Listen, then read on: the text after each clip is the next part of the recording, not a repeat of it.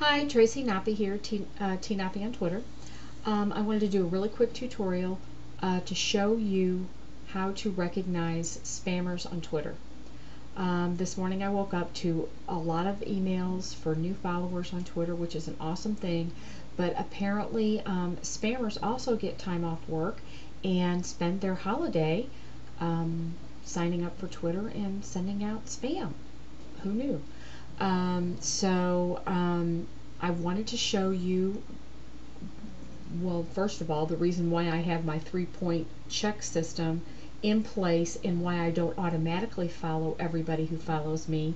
I go through and check the bio, the recent tweets, and a website before I follow anybody, just to kind of see what they're all about, to kind of, what are they tweeting, what's their website about, do we have anything in common, that kind of a thing. That's the reason why I do that.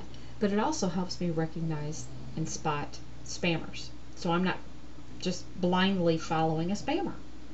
Okay, so this morning I get some emails and I'm clicking through and following them, and I get this one. And well, right away I'm thinking this is not good. He's following a lot of people, not that many following him, and he's had one update. Now he's tossed around, a guru name. I'm sure it's not anything really to do with the guru. He's doing that on purpose to try to get people to follow him.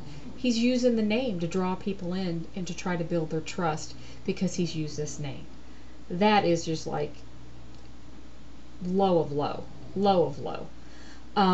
And he's talking about this mammoth list. Now, first of all, this is like a self-promotional link, and for your first tweet to be self-promotional is, in my opinion, a big no-no.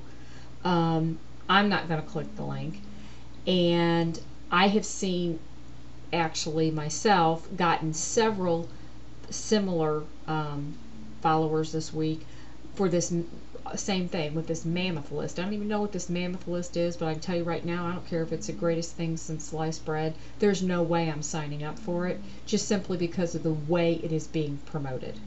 I don't know who's behind it, but whoever is behind it, they need to maybe be aware of the way it's being promoted. And if they are encouraging this type of promotion, it's not going to fly. I'm calling you out on it. You need to stop that right now. That's not cool at all. Anyway, this to me screams spammer. Just no interaction with anybody. There's no bio, there's no website, there's no nothing. So I go on and I get another email. Well, look at this. Same guy, slightly different username. This one's got an underscore.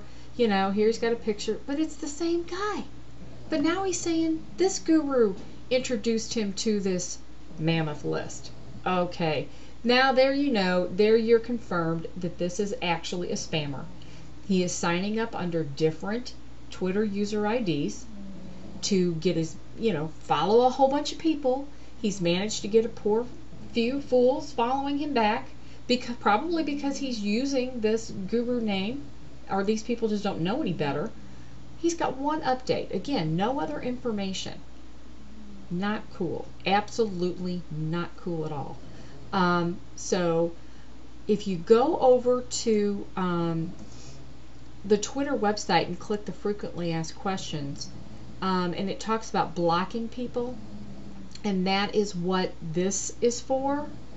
What that does is it removes your picture and all your information from their following list and from their timeline and everything. It just completely removes you from their page. So no one can click their followers list or following list or anything like that. It's completely removing you from any association with them. This is good if you've got somebody stalking you, but it's also good for spammers. Okay, that's its other purpose. So to do that, you just click block. Yes, you still want to block that person, and now they are blocked, and I would no longer be listed in the following list.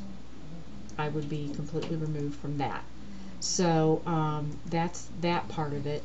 Now, if you come back over here in the frequently asked questions, and you'll scroll down here, and it says, "Can I block spammers?" And it's like, yes, you can. You can read about it here, which is the other page that I had open for you. And if it's a spammer that you're blocking, they say, you know, can you send us a heads up? They appreciate it. Now, if you want to do that, that's fine. You click that and you come to this page, and then you would fill out all the information, you know, the user IDs that you blocked and all that sort of thing, and just complete all that information and send that off to Twitter so that you've given them a heads up on it. It takes a little bit of your time.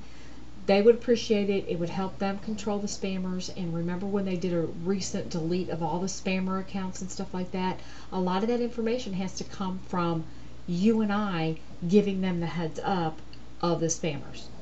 Okay, we need to help them, you know, identify the spammer accounts. So anyway, just a quick tutorial to show you how to identify Twitter spam, and you know, maybe a little bit of a nudge of encouragement to, I think Twitter is great and we should be social and interact, but we should not necessarily automatically follow everybody, because that's just going to encourage these spammers to continue on, because they're going to get followed in with the good. You know, the bad's going to get followed in with the good.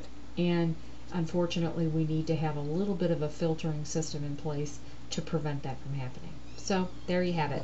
Anyway, speak soon. Thanks.